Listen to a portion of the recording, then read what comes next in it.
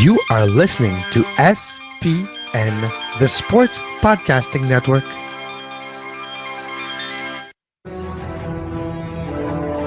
من هناك لشوارزنيجر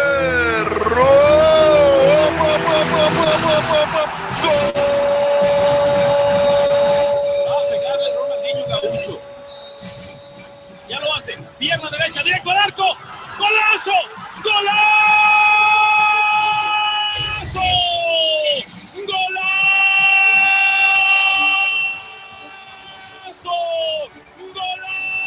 This is Soccer Today, live on SPN Radio, your new live show about the beautiful game in all its glory, with Duane, Rollins and Kevin Laramee. MLS, EPL, La Liga, Champions League, all is fair game. Powered by the Sports Podcasting Network. Visit us at sportspodcastingnetwork.com. Kevin, I have a quick question. Absolutely, Dwayne. What is that golazo from? Well, do you remember where we borrowed it from? That's Ronaldinho scoring a very important goal for Brazil. Ah, there you go. All right. Without any further banter, let's bring our special guest on for today. He's always special. He's Rudy. Rudy, how you doing? I was just wondering what you mean by special. Yeah, I know. I sort of caught myself there, but then I just went with it nonetheless. Rudy Schuler's joined us today at the very, very last second. We had to reschedule our guest. Unfortunately, we had a Premier League schedule today, but we'll deal with that. Kevin and I are going to have a conversation with the Premier League after we talk to Rudy, because there's also a very important game in Canadian soccer going on today, this afternoon at 6 o'clock Eastern time. The Canadian women take on France in the quarterfinals of the Olympics to try and replicate what they did in London with a little more style this time. Rudy, let's start there and talk about what your thoughts are heading into that game in a general sense. A lot of people were a little bit perturbed, I guess, that they got the harder touch after beating Germany, but should they have been? No, I mean, if you follow along with the bracket and how it was set up, it was fairly obvious that the second place in the group would get the easier run. But I'm kind of reminded of Ric Flair here.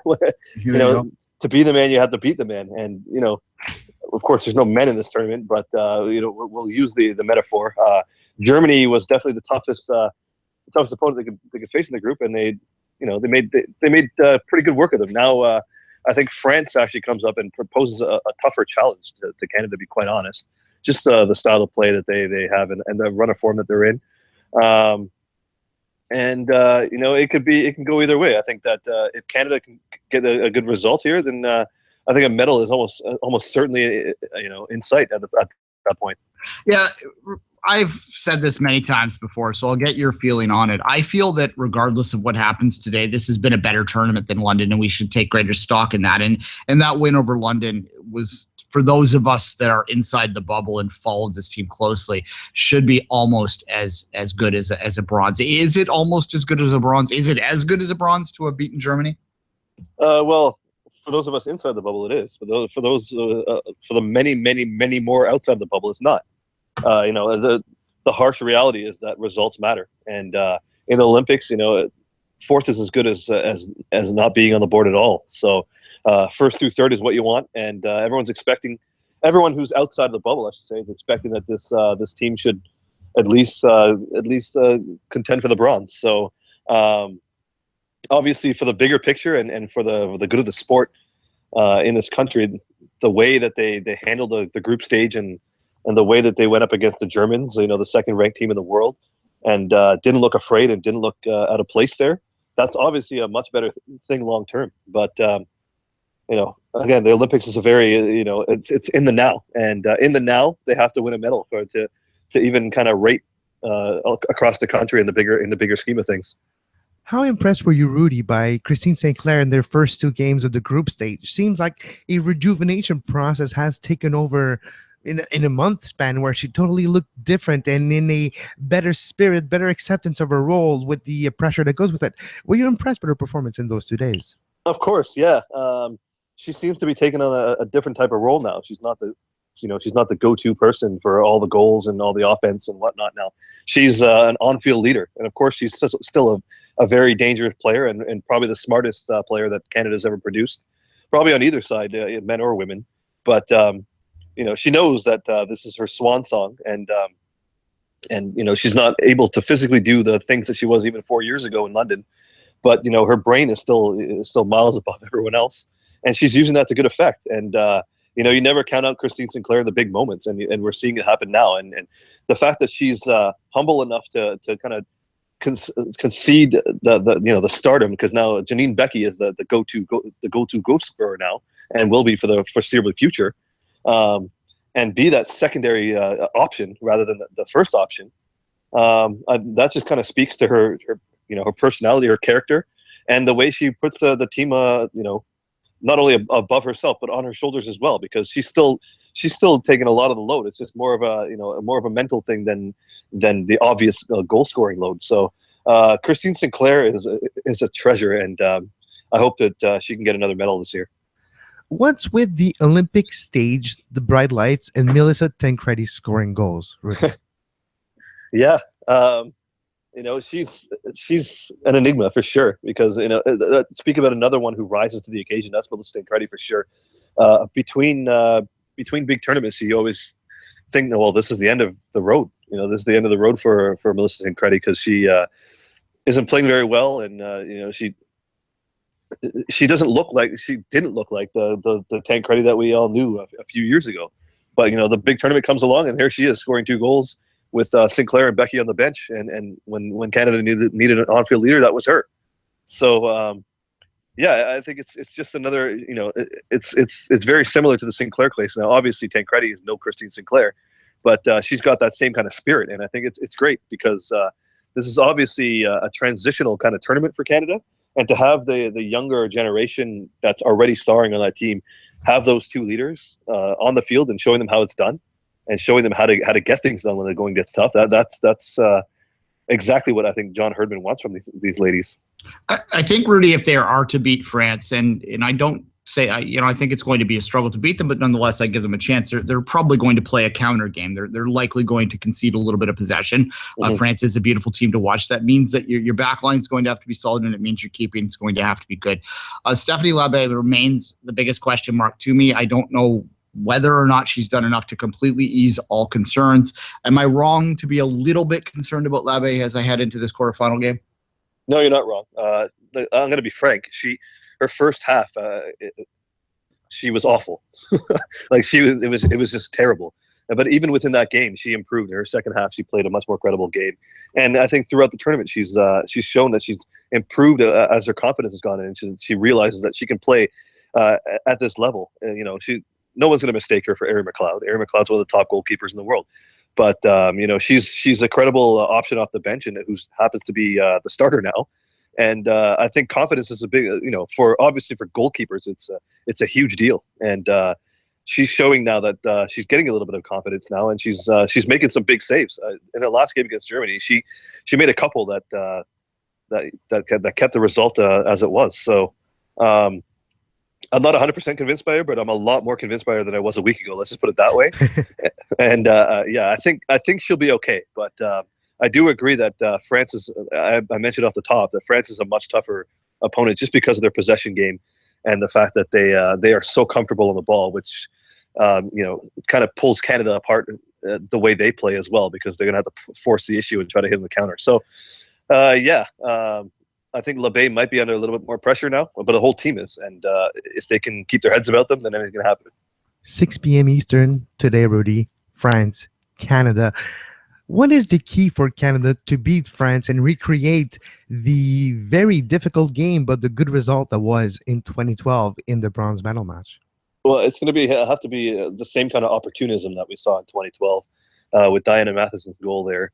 And a lot of the same game plan, to be quite honest. It's stifling their possession game and limiting their possession game to the other 2/3 of the field, not in the final third against Canada. So Canada's going to be looking to play defensively sound and try to hit on the counter with their speed.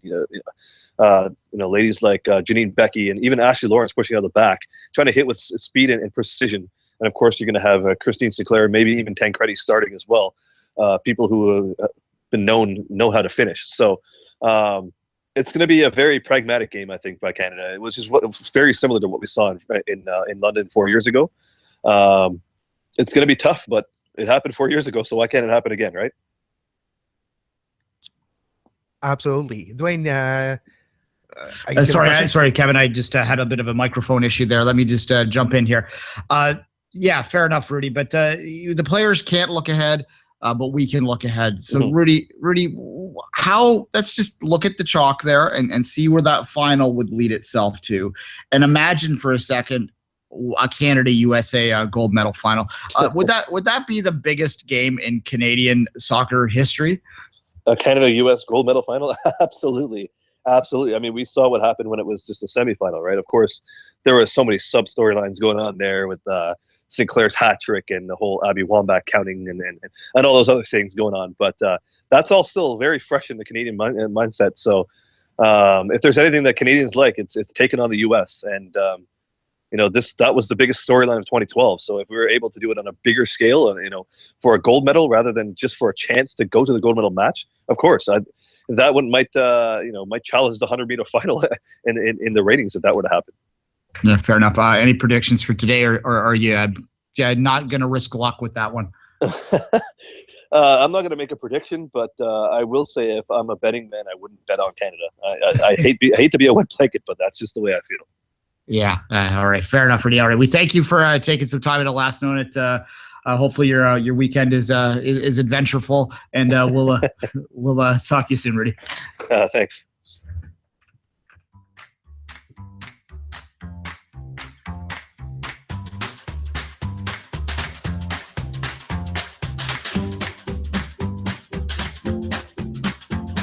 You are listening to Soccer Today, live on SPN Radio.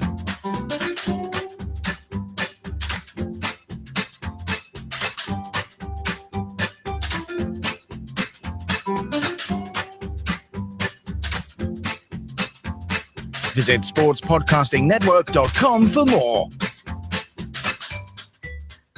And it's with great pleasure that we welcome Kris Heneage to the show. Kris, how you doing today? I'm good. Thank you for your patience. Anytime, Kris. Anytime. Christian, thanks again for taking some time. As I said, as always, you're always gracious with it. And it is the eve of the Premier League season. Kevin and I do an Olympic show, so I really wish they would have backed this up a week or so. But nonetheless, here we are. How excited are you for the season? Yeah, very excited. I think the opportunity to see new players, new managers. I was actually just talking to my dad about that today. In fact, the fact that you'll get to see Zlatan Ibrahimovic up close, you'll get to see him, I think, in a very different situation. That's just one example of why a new season is great, because you get that injection of something new. That's something to take in that's a little bit different. And you mentioned Zlatan, and I think that's one of the main storylines. Obviously, this is not Zlatan in his prime, but nonetheless, as we saw in the Community Shield, or I always forget which way they say it now, but at any rate, the Shield to start the season, we saw him perform. So what do you think we'll see from him this year? Is he a difference maker for United still? I think so, definitely. The thing with him is he may be 35, but he doesn't look 35. Physically, and also the biggest diminishment you could say is perhaps pace, but he's never been about speed in that sense. He's someone that actually has used his strength and his power to overcome his defenders and his opposition. So again, I think he has all the tools within him to succeed. I also think the way Manchester United play will actually set up to him and work with him, because he'll have speed around him in the same way that he did at PSG. So you'll have the likes of Martial working with him, being perhaps the best example. I don't think we'll see the huge flop that maybe some critics are predicting with him. If anything, I think he'll have a really good season with Manchester United. And Paul Pogba, the Pog is back. Pog back. How much of an impact will his arrival, because he is the key piece to Manchester United. Let's be frank here. Zlatan is going to have diminishing return throughout his contract, especially in the last 6 months of it. So how important is Paul Pogba for Jose Mourinho's team? I think he is very important. The thing you have to always be careful with, I think, firstly with a young player, secondly with a signing that is of this nature, is you have to not add any pressure on internally, because there is enough external pressure already being placed on him. I think the fact he talked about this being destiny and returning means that actually he feels good about this situation. The most important thing, though, is from a tactical perspective, I think it makes a lot of sense. I wrote about this for Yahoo just this week, the fact that if you look at their midfield, let's say from the start of this decade, it's really lacked that drive and that push The type of thing that Roy Keane used to give them many years ago. I think they looked enviously across the city to Manchester City and saw Yaya Toure do that. And it's a difficult skill to acquire because, to be honest, there aren't a variety of players that can do that in the modern game. So when you can secure one, I think you have to take that opportunity. All the marketing things feed into it in a very good way. But I think from a purely footballing, sporting perspective, this deal does actually make a lot of sense for Manchester United. Now, when we go to Chelsea, let's go to London for a second. Chelsea had a very, very, very difficult 2015 season. Now, well, the 15-16, now 16-17, it's all new. Conte is here. Can he replicate the type of success that he brought to Italy's Euro and that attitude and the work rate that he got out of his older player to a not similar type of squad, but with a squad of young talents like Hazard and older talent like Costa? I think so. I think certainly the fact that Diego Costa maybe hasn't been the most vocal in his eagerness to stay is a little bit unsettling. But I think overall Conte is someone that is meticulous enough and focused enough to build something with that Chelsea team. I mean, the quote that I think has trailed him this summer has been Pirlo's talk about his words crashing through the walls of your mind. I think he's someone that will always be able to convey his ideas very easily and very quickly. The fact that he speaks English already to a very good standard, I think really helps him and helps that transition. And I think also Chelsea really, last season, I think it was a lot of people being lazy and using Jose Mourinho as an excuse. It was an easy get out for players to not try and not put in the effort. I can't see the same happening again. I think there's a sense of freshness about Chelsea this time around, and even just the integration of the younger players, the likes of Nathaniel Chalobah, that to me points towards a positive future for Chelsea. So I think the Blues fans can be a little bit more optimistic than maybe they were last summer. All right. But before I ask this next question, Christian, I'm going to stress that I most certainly am not currently wearing a 2012 home Manchester City strip. That is absolutely not something I'm wearing right now as I ask this question. 2011.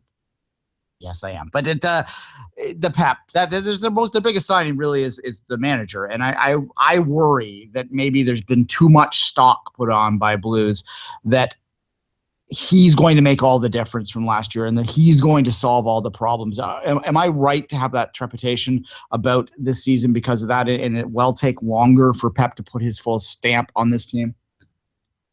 I see why you have that concern. I think it's not a one that is irrational. I think what you have to remember with him is, much like Conte, it's a beautiful segue in that sense. His ideas are very clear and I think also very easily transmitted. He is an intense individual. I think the exchange he had with Joshua Kimmich is something that really does stay long in the mind with not just fans, but I think also players as well. The good thing is, I think City have supported his ideas. Again, just to plug more work, just wrote something about John Stones today and spoke to the academy manager or former academy manager at Barnsley about him and his style of play. And when you actually delve past the huge transfer fee, it makes a lot of sense again, because I think he's exactly the kind of player that Guardiola likes to work with. He's very young, so he's similar to Boateng and Piqué in the sense that he is still, I think, shapeable and moldable. He does also like to play with the ball, and Javi Martinez himself said that to be a midfielder or a defender in Pep's team, it kind of interchanges between the two. So I think there's a lot of positives there, and of course the difficulty for him and where I see why your pessimism comes in is because the scope for failure for him is so large. Because if he doesn't win the Premier League, it'll be seen as a failure. If he doesn't do well in the Champions League, it's seen as a failure. They're two very sizable but also uncertain metrics to try and gauge success. Overall, though, I have a feeling, and I've tipped them elsewhere to actually finish top, because I believe Guardiola knows what he's trying to do, and I think we've seen glimpses of it clicking already in pre-season. We've asked you a lot of questions, and still, Christian, we haven't even talked about the champions of the 15-16 season, Leicester. The question that we have asked ourselves all season long last year: are they for real? Are they for real? Are they going to be able to repeat or even get close to the amount of achievement that he have produced last year? Now they have the Champions League almost as a distraction added to that equation. What is your thought on Leicester this year right now with the team they have? Well, I think the interesting thing with them is they've only lost one player. as we record this now in N'Golo Kante. And Leicester fans, I'm sure, would argue that they've replaced him in N'Pale Mendy. They've also then added a few more components in there. Ahmed Musa is perhaps the standout one because of those 2 goals against Barcelona. So you would imagine there's not a huge drop-off. I think the difficulty for Leicester this season, and why personally I expect them to suffer a slight regression, is the fact that they've got more competitions to deal with in the Champions League, most notably. They've also, I think, got to now deal with a very changing perception. If we look at MLS, for example, the Portland Timbers have had a slightly different season because of the fact that they are now champions. And I spoke to Liam Ridgewell about that very fact, and he said, we've had to get used to playing as champions and teams maybe standing off us a bit more, not giving us the opportunities we were having last season. That, I think, applies massively to Leicester because a lot of their play was quick transition, it was counter-attack, it was opening space that had been created by an opponent rather than actually finding little pockets by breaking them down. I think that changes a little bit this season. I don't think teams rush onto them with the same vigour. I think they want to maybe stand off and see what Leicester can do, and that makes it a little bit harder for the likes of Jamie Vardy and Riyad Mahrez to perform. So it'll be a huge test for everyone at the club. And then also, I think if you look at Claudio Ranieri's career, the second season with the team has tended to see a little bit of regression on his end too. It happened with Monaco being possibly the best example. But I think overall, completely drop, I think, is some are predicting. But I think they'll be somewhere near the middle of the top half. How do you think they'll do in the Champions League? It's such a difficult one to predict in that sense. Because if we look at, let's say, Everton, who were another sort of surprise package in the Champions League going back like 10 years, as soon as they got to Europe, their naivety was exposed by opposition. That it wasn't really the greatest calibre. I remember they got beat off Steaua Bucharest. So you're hoping again that maybe because Ranieri is there, he has that experience, whereas really David Moyes didn't.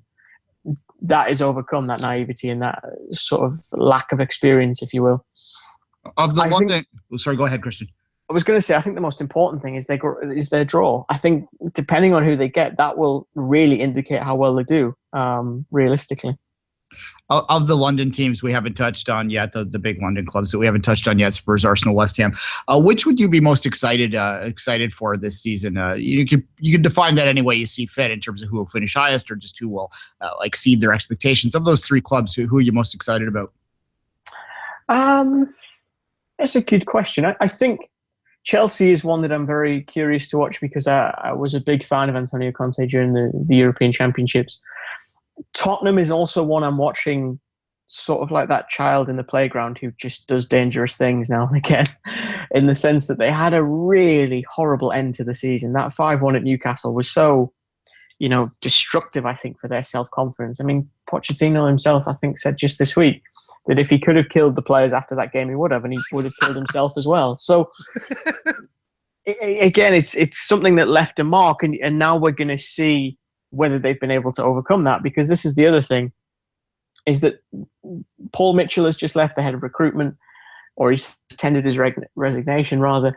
They've tried to now sort of just fill out that squad a little bit with the likes of Victor Janssen, Victor Wanyama, just little adjustments, if you will, not huge changes like, say, the summer they lost Gareth Bale where they went and spent £100 million. That, to me, is essentially a situation that could either work expertly for them or explode in their face. Because, again, Janssen is a prime example. He's someone that's only really done it for one season in the Dutch top flight. So there's a little bit of risk there as well. So I'm curious to see how they've moved past last season, or the disappointment, I should say, of the end of last season. A full season of Jurgen Klopp in Liverpool. Obviously, that has Liverpool fans very excited on what he might be able to bring to that. Are they ready to break through and compete again, or is that project still in its early days? No, I think they're definitely ready to break through. I think if you look at some of their preseason performances, okay, the defeat to Mainz was quite embarrassing, but elements of the victory over Barcelona, I think, some of the games in the States particularly, they showed what I think was an understanding of what Klopp is trying to do. And more importantly, much like with Pep Guardiola, you had a situation in Liverpool now where I think Jurgen Klopp's been able to buy players that suit the style he wants to use. The difficulty he had coming in mid-season like that was he had to work with everyone he was given. Now there's been a little bit more refinement. He's got the likes of Wijnaldum Sadio Mane, who I think will be huge this season for them because he just is such for me, an archetypal Klopp player in that sense. I think they'll have a very good season. They also, from my understanding, haven't got Europe to contend with either. So that means you can be more focused. You can kind of just push all of your attention to the Premier League. And I think that will only bring good results for both Liverpool and Klopp. I want to ask you about the bottom of the table and the teams that come up. But before we get there, real quickly, if we could just go out of the championship for a while. I am fascinated by what Villa is going to do this year in the championship and whether or not that proud club can bounce back quickly. Well, what are your thoughts on where they are right now? I think if you watch the game midweek against Luton Town, you would say they're in a tailspin because they look disorganised. They look, I think, for the most part, apathetic, a lot of those players. And yet, in the days that follow, it looks like they're going to get James Chester, which I think is a good first starting point.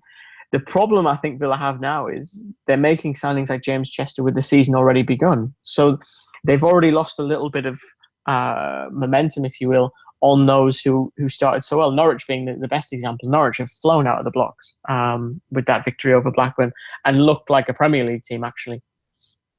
So I think that the long-term projection for Villa is, you would hope, a bit more stability. I think the problem is that when we look at the way Dr. Tony Gia can sort of carries himself on social media, it just sets off alarm bells, I think, in people's heads that this could be an owner who's a little bit unstable and a little bit lacking in forethought.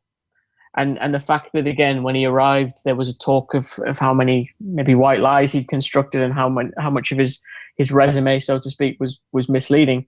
I do worry a little bit for Villa because I think it would really kill that club to be down in the lower tiers for a few years. I think it would destroy what is quite a historic and quite a proud club as well.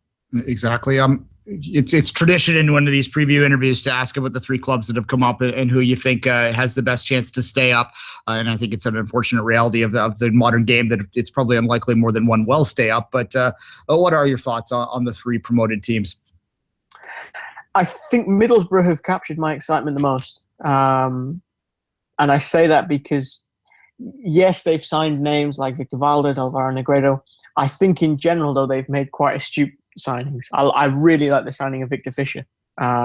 He is someone that, granted, didn't have the greatest time at Ajax towards the end, but definitely has talent and I think could really thrive in the Premier League. Hull City, I think anyone predicting them to stay up at this precise moment is operating with chronic optimism. Mike Phelan has really produced nothing to suggest he's a top flight manager, with all due respect to him and his career. They haven't really got a wealth of players either. The fact that I think what was most telling for Hull was the fact that Mo Diame was willing to leave.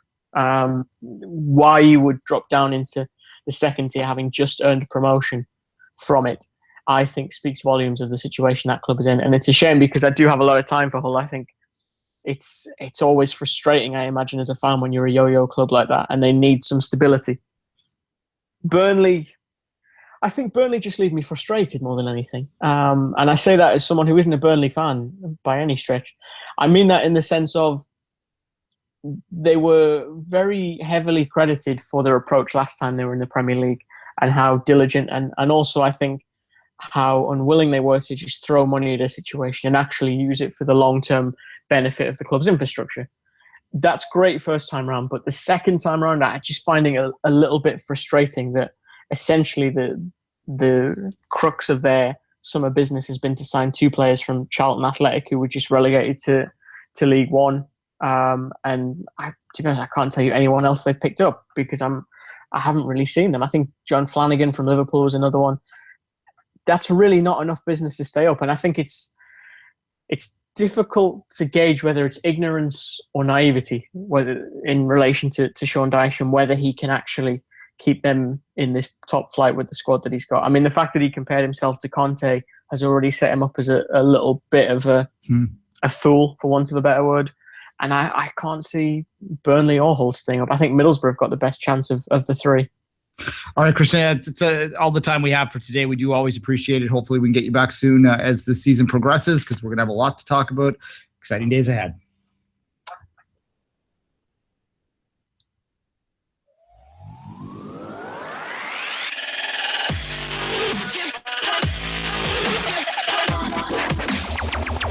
You're listening to Soccer Today on SPN Radio. You can find the on-demand version of this very show on iTunes, Stitcher, Feedburner, Podbay Player, Podbean, anywhere you get your podcasts under the Sports Podcasting Network feed. Subscribe to our YouTube page to make sure you never miss a live show talking about soccer today, the MLS post-game show, open lines after dark, 5 rings daily during the Olympics. Make sure you subscribe and give us a follow on Twitter at SportsPodNet and like our Facebook page, facebook.com/Sports Podcasting Network.